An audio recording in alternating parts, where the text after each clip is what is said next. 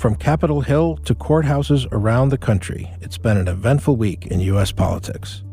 Bloomberg Congressional editor Megan Scully and White House and politics editor Mario Parker joined me to review Speaker Mike Johnson's first stopgap spending vote and the latest in the 2024 Republican presidential primary.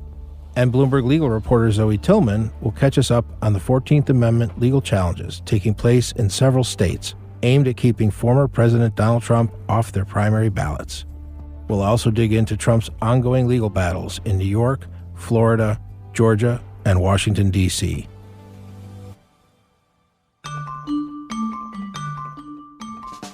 I'm your host, Craig Gordon. Today on The Big Take, there's never a dull moment in U.S. politics.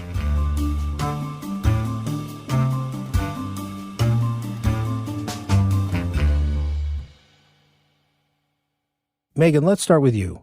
Mike Johnson is only weeks into his tenure as Speaker, and he's already cleared a major legislative hurdle with a funding plan that averts a government shutdown. Tell us what's in the plan, what's covered, and what's not. Well, the important thing is that it covers the entirety of the government, and it gets us through the December holidays and into the new year.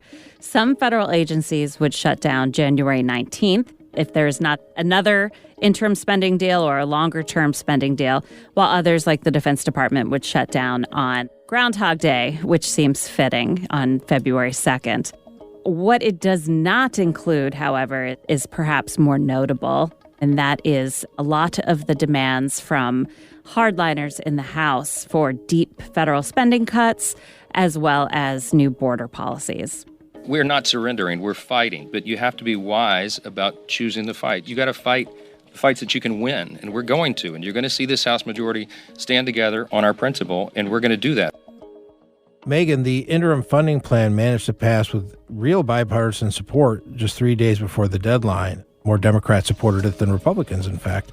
Who actually voted yes? Who voted against it? And how did the reaction from the Freedom Caucus differ from the last time a speaker tried this, Kevin McCarthy? It's interesting. If you look at the vote tally from this spending bill, it is nearly identical to the vote tally from the interim spending bill that got Kevin McCarthy ousted as Speaker of the House just a few weeks ago. The hardliners in the House, these ultra-conservatives, the ones who've been pushing for deep spending cuts, particularly to domestic spending accounts, something in the order of 30% to some of these accounts, are predominantly the ones who voted against this measure. Mike Johnson was, once upon a time, when he was just a member of the Republican rank and file, one of those hardliners who voted against the last interim spending bill. However, he, of course, supported this measure, and unlike with McCarthy, who hardliners said that they did not trust from the get-go, the ultra-conservatives are seemingly willing to give Mike Johnson the benefit of the doubt and let him get used to the job, which he's been in for just about 3 weeks at this point. Megan, you also mentioned the legislation leaves out some very important things, including funding for Israel or Ukraine. What happens next on those battles?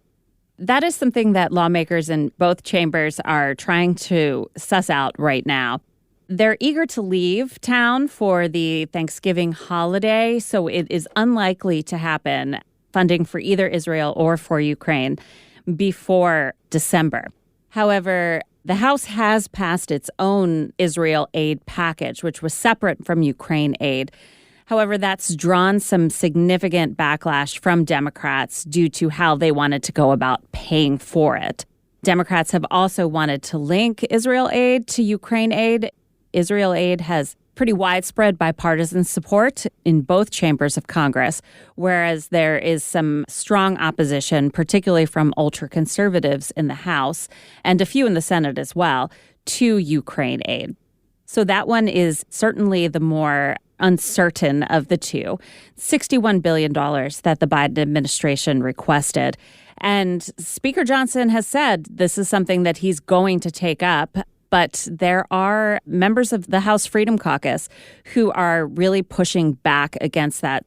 So we're likely going to see there try to be some kind of consensus when lawmakers return later in November or early in December to wrap Ukraine funding along with some divisive border policies and border spending that Democrats are sure to resist, leaving an ugly end-of-year showdown on these matters.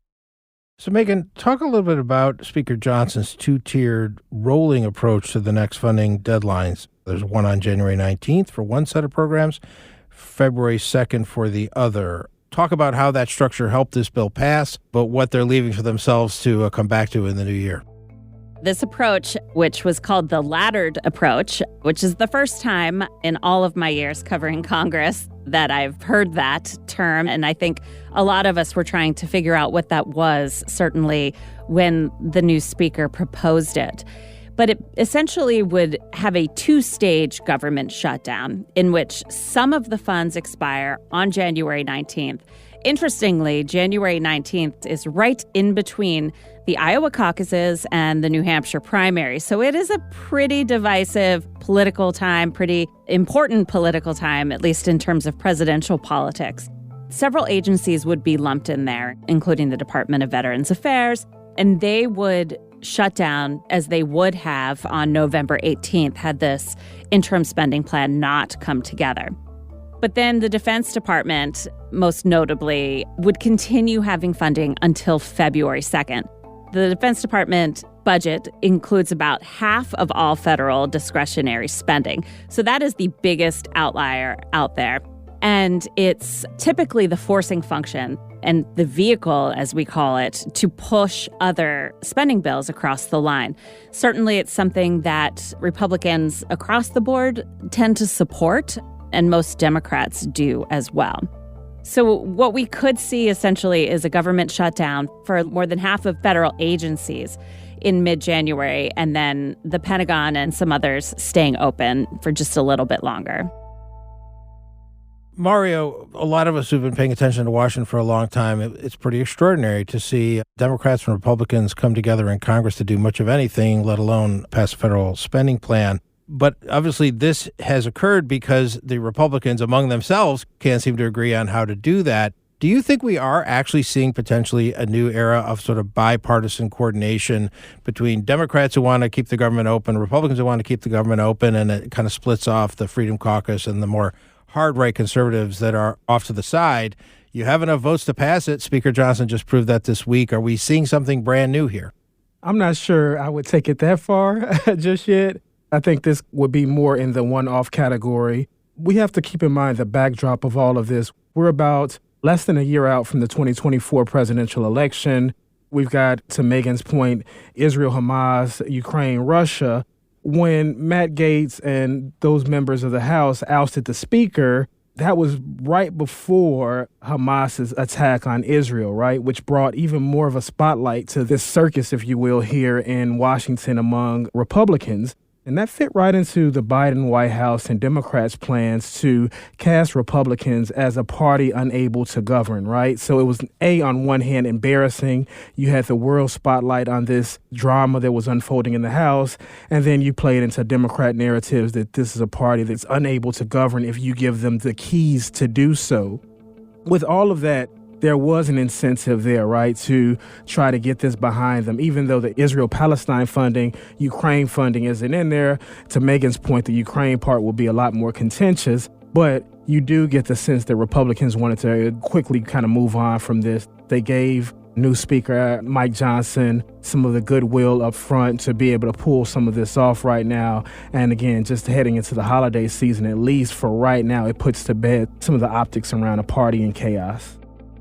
So, Megan, since the funding questions are now kicked to late January, what else are you watching for in the early part of 2024 beyond the spending deadlines, Israel, Ukraine? What are some of the other big issues Speaker Johnson's going to have to contend with? A possible impeachment of the United States president is certainly one thing that we will be returning to in the new year. Speaker McCarthy, during his tenure as the leader of the House, started an impeachment inquiry into President Joe Biden. You know, the months that we were gone and the weeks, House Republicans have uncovered serious and credible allegations into President Biden's conduct. Taken together, these allegations paint a picture of a culture of corruption. There are still Republicans who are very anxious to get back to that after a fall that has been consumed by battles over spending and a 3-week process to elect a new speaker. So I see that as percolating early next year. It's unclear whether they will go into a full-on impeachment of the president, but certainly election year politics will propel Republicans, particularly Joe Biden's most vocal foes on Capitol Hill, to try to dig further into the investigation into the president's finances and to actions taken by his son, Hunter, and other members of his family, and leading to a potential vote on the House floor. And if the impeachment did happen, certainly trial in the U.S. Senate. After the break, a look at the 2024 GOP candidates and what the polls are telling us about a potential Trump-Biden rematch.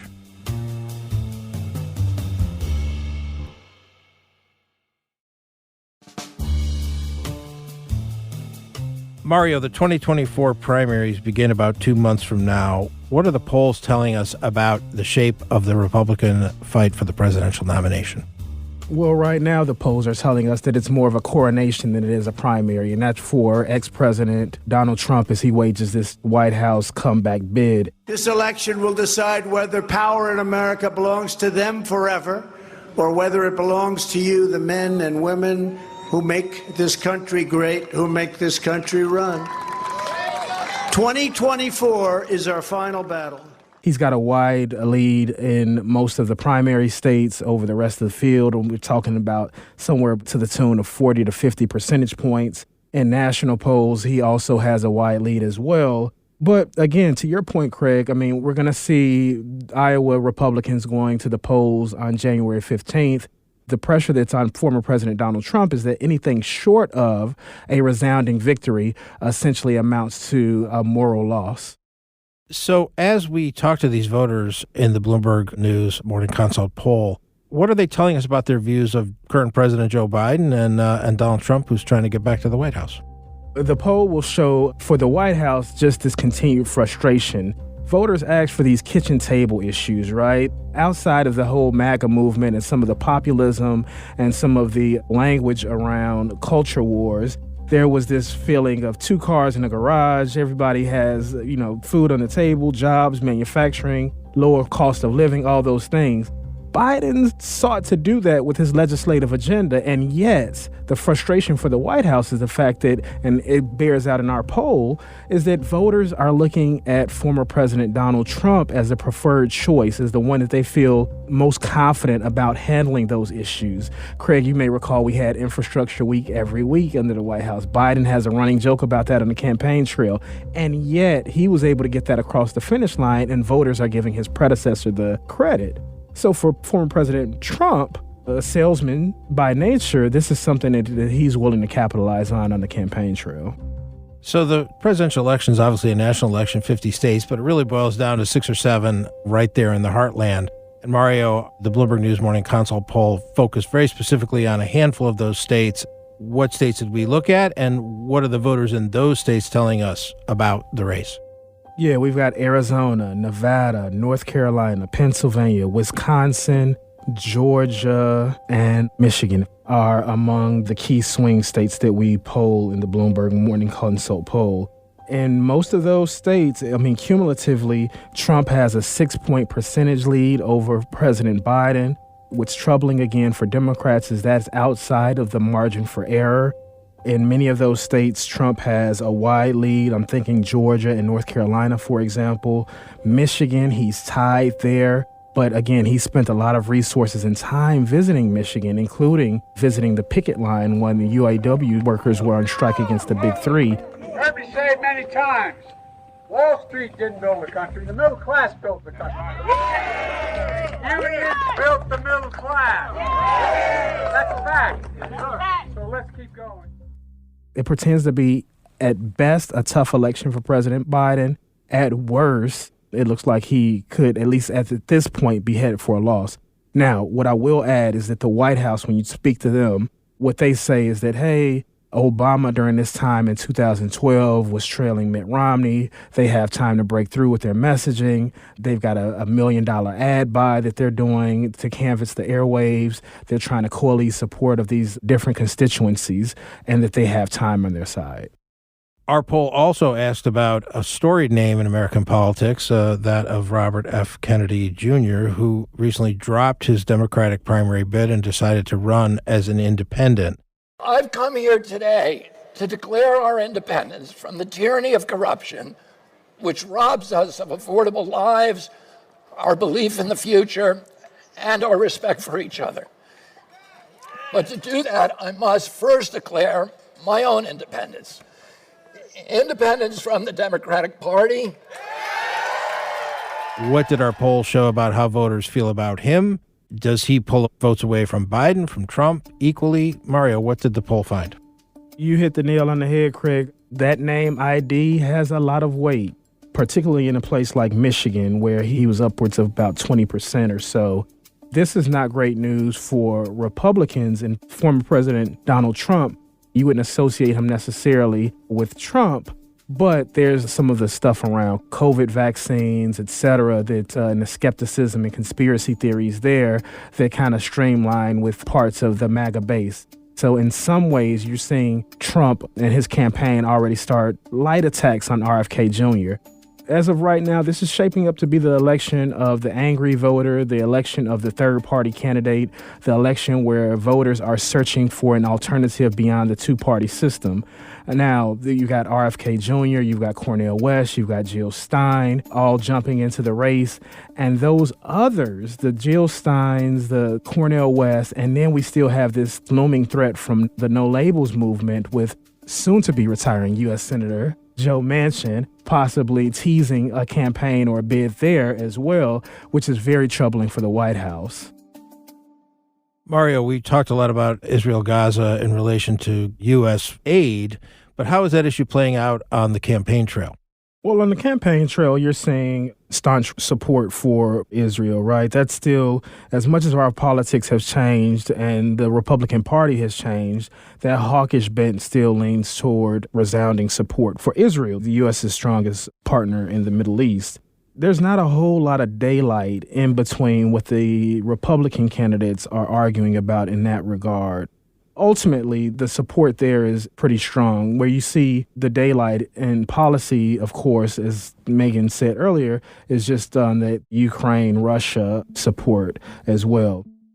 Now, on the Democratic side, Joe Biden has a tough hill to climb here with this as well, because he's taken a more traditional stance, full-throated support for Israel. But you've seen a little bit more nuance in some of his statements over the last couple of weeks, including some key administration officials taking Israel Prime Minister Netanyahu a bit to task on the heavy-handed approach to the retaliatory attacks in the Gaza Strip.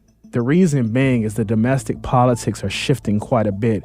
So you're seeing Biden try to figure out a way to both keep this traditional stance in U.S. support for a key ally, but also having to face the necessity of this happening at a point where he needs to coalesce support to generate momentum, going back to those polls we mentioned, as he heads toward 2024 with all parts of the Democratic base walking in lockstep. We've talked a lot about Biden, Trump, even Robert F. Kennedy, but I want to ask Megan about another senator who recently dropped out of the race. You know, there's a joke in Washington that every senator looks in the mirror and sees a president. Well, one who might have was named Tim Scott from South Carolina, who recently dropped out of the race. I have to say, I thought he might get a little more traction than he did. Why do you think he fell short? Tim Scott, I think, came across on the campaign trail as a bit wooden, and that has been essentially his demeanor on Capitol Hill. He's never been a senator who wants to stop and chat in the hallways. He's never been a senator who comes in with a tremendous personality, makes jokes, or really has ever kind of felt at home, I think, beyond the day-to-day happenings as a senator. And I think you saw that on the presidential campaign trail as well. So let's talk about the other candidate in the Republican race who's getting a lot of attention right now, and that's Nikki Haley, also from South Carolina, was the governor there. Of course, probably best known to most Americans as our UN ambassador under Donald Trump there. I'd first like to say they're 5-inch heels, and I don't wear them unless you can run in them. We got two of you on stage. The second thing that I will say is I wear heels. They're not for a fashion statement. They're for ammunition. She is definitely seems to have edged out Ron DeSantis, the Florida governor, for the number 2 spot, or certainly the polls would suggest that. She's even starting to take some donors away from other candidates, including, some of the Tim Scott folks who are looking for a place to spend their money. Mario, tell us about Nikki Haley's appeal to Republican voters, and where do you think it goes from here? Nikki Haley, in some ways, is an outlier, right? She started off pretty low in the polls and has used that as a way to get her message out, which is a little bit more toward traditional Republican values. She's not dodged the issue of abortion. She's used that in a personal way. Her stint as a UN ambassador, she's been able to tout some of her foreign policy bona fides and articulate that in ways that Ron DeSantis and Tim Scott haven't. She's just been really sharp with the one-liners in the heat of the moment as well, just winning those moments that we have in the debate, right? Those moments against Vivek Ramaswamy, those moments against Tim Scott, and those moments against Ron DeSantis. And it's caught donors' attention. And now you're seeing them kind of line up behind her and wonder if, after 8 years, this person who may finally be able to snatch the scepter from Trump and move on to a more familiar brand of republicanism may be emerging. Now, again, the caveat is that she's down about 40 points or so, but this is one of the things that's tantalizing for donors and voters alike. Thank you, Megan, and thank you, Mario. Thanks. Thank you. When we come back, a look at the latest on former President Donald Trump's legal battles.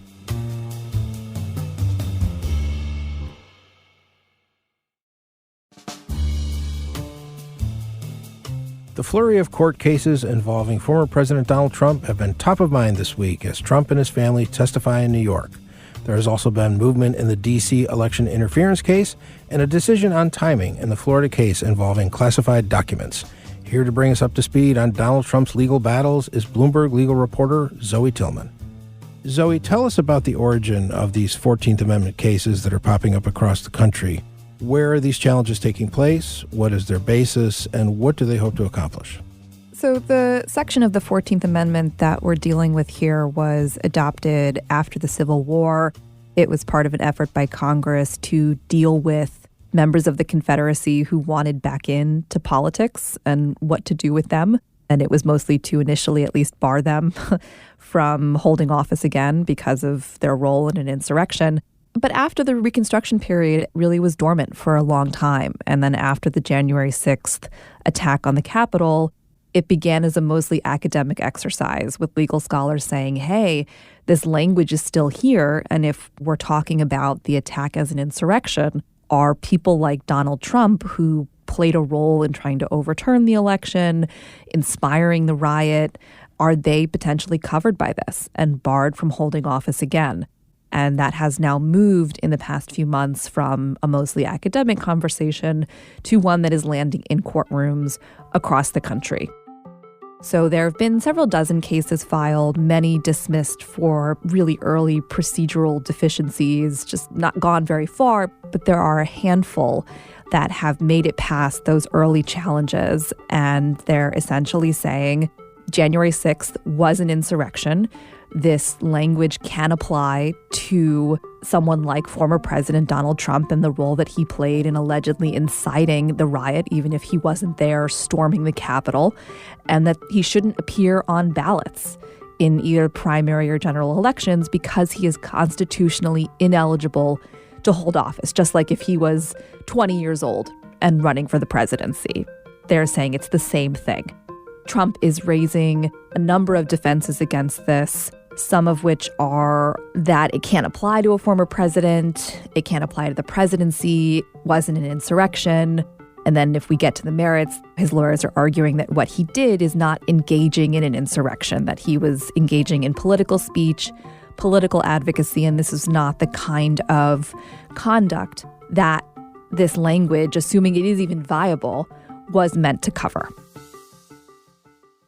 Earlier this week, a 14th Amendment case in Michigan was thrown out on the grounds that Michigan Secretary of State doesn't have the power to keep the former president off the ballot. But there are active cases in Minnesota and Colorado. Let's take them one at a time. Zoe, tell us what's happening in Minnesota. The Minnesota case was not the first one filed, but leapfrogged ahead a bit in terms of status. It was because of differences in state law across the country when it comes to elections. It was filed right away in the Minnesota Supreme Court. So they took it right to the top. And what the justices did after hearing arguments was they kind of kicked the can down the road. And they basically said, we're going to dismiss this because for the primary election, this is not really a substantive election contest. This is a political exercise that state election officials basically help the major parties with, where they, administer a primary to help them choose a nominee who will run in the general election. And that's where constitutional eligibility is a more salient issue. So it was a very short opinion after very lengthy briefing and arguments. And the justices said, but if he's the nominee and this is still a live issue as we're heading into the general election, you can come back to us and maybe we'll actually engage with these really difficult, sticky, substantive questions around the 14th Amendment. Zoe, tell us what's happening in the Colorado case. This is in a Denver district court, state court, where we've essentially just finished a full-on trial on this issue, where the judge had rejected a lot of Trump's sort of initial procedural challenges to how this case was playing out and heard evidence and witnesses and testimony on all of these different issues that we've just been talking about. What is an insurrection? Was January 6th an insurrection?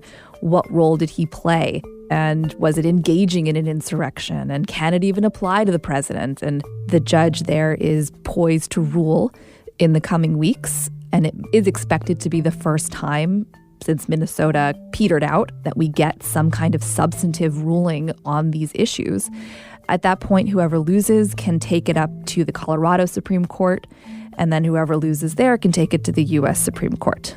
So it could move quite quickly if they're trying to get a ruling before the Secretary of State in Colorado is printing primary ballots. I think everyone has discussed in these hearings how there is a schedule that they have to deal with and an election, and everyone knows that someone might want to take this to the Supreme Court. So that's in the back of everyone's minds at this point. Well, the president and his lawyers are in a variety of other courthouses around the country right now. One right here in New York City, where his daughter, Ivanka Trump, had to take the stand a few days after the former president himself took the stand. What did we learn from Ivanka Trump's testimony, and where does that case stand right now? What she basically testified was that she was not involved in preparing a lot of the personal financial statements that are at the heart of this case, where Donald Trump is being accused of inflating his assets to get better loan terms, and that defrauded financial institutions. But she did testify about her work securing loans for the properties, some of the properties that were at issue that in some cases were based on what his personal financial net worth looked like. So it was, I think, trying to walk a line, it seemed, between acknowledging the work that she did and is documented on behalf of the organization, but distancing herself from the core financial statements for Donald Trump personally that are really at issue in this case. Switching down to Washington, D.C., the special counsel Jack Smith also has a variety of court filings recently that attempt to put Trump right in the center of the activities on January 6th up on Capitol Hill. Tell us where the special counsel's headed. Well, there are a couple big fights, but one of the biggest ones that's most imminent has to do with the gag order that the former president is under in D.C., where he's barred from talking about Jack Smith, the special counsel, about witnesses and their testimony and court staff. And there's going to be a big appeals court showdown over that in the next week or so. We also have Jack Smith and prosecutors pushing back on Donald Trump's many motions to get the indictment and the different counts dismissed. The biggest issue is he entitled to presidential immunity against this entire case? Prosecutors say absolutely not, but he's also lodging a number of other contests to different counts in the indictment, and also accusing prosecutors of using inflammatory, irrelevant language to talk about January 6th and the riot itself that the defense says is just aimed at inflaming public opinion. And so right now there's just a flurry of papers going back and forth, both in the trial court level and also at the appeals court level on the gag order. We can finish up in Florida, where the president spends most of his time at his Mar-a-Lago estate. The judge there recently talked a little bit about the calendar. Why don't you tell us how that trial is shaping up? So that was a trial date that we had, which was May 20th, now seems very much in jeopardy. Trump's lawyers have accused prosecutors of dragging their feet on turning over evidence. They've said that the classified evidence in that case is voluminous and complex and that there have been access issues. The government has really pushed back on how the defense has described some of these issues and said that this is puffery and he's just trying to kick it down the road as much as he can. So the judge said, I'm not going to deal with the trial date yet, but she reset a number of deadlines on other issues in the case that seemed to make it all but impossible to stick with that May 20th trial. And what Donald Trump ultimately wants is to get this past November, past the general election. Whether the judge ends up doing that remains to be seen, but what she did was set a hearing for March where she said, let's talk about the trial schedule then. But given the amount of delay that she's built in, it does seem quite unlikely that they're going to stick with May 20th as a trial. And this, of course, is the case on the classified documents that the president allegedly had in his possession at Mar-a-Lago. So you're covering all of these cases of the four, and we didn't talk about Fulton County, Georgia. Which the one you're paying the most attention to, the one that you think poses the most legal peril to the former president? I think that question is hard to answer. Each one rises and falls given different events. Georgia was quiet for a while. That's the state election obstruction case. And then suddenly 4 co-defendants of the former presidents took guilty pleas, including some of his former top campaign lawyers. And does that increase the amount of jeopardy that he faces in Georgia? Issues in the D.C. case, the federal election case, things were on track, and then he argues he's entitled to total immunity and that the entire case should be put on hold until that's litigated, potentially up to the Supreme Court. So we have at different times, each case presents new twists and turns. None have unfolded on sort of a regular, normal, predictable path. Thank you so much for that, Zoe. Really appreciate it. Thanks for having me on. Thanks for listening to us here at The Big Take. It's a daily podcast from Bloomberg and iHeartRadio. For more shows from iHeartRadio, visit the iHeartRadio app, Apple Podcasts, or wherever you listen. We'd love to hear from you. Email us questions or comments to bigtake@bloomberg.net. The supervising producer of The Big Take is Vicky Vergolina. Our senior producer is Catherine Fink. Sam Gebauer produced this episode. Raphael Amsili is our engineer. Our original music was composed by Leo Sidran. I'm Craig Gordon. We'll be taking a break next week for Thanksgiving here in the U.S. We'll return on November 27th with new episodes. Have a great holiday.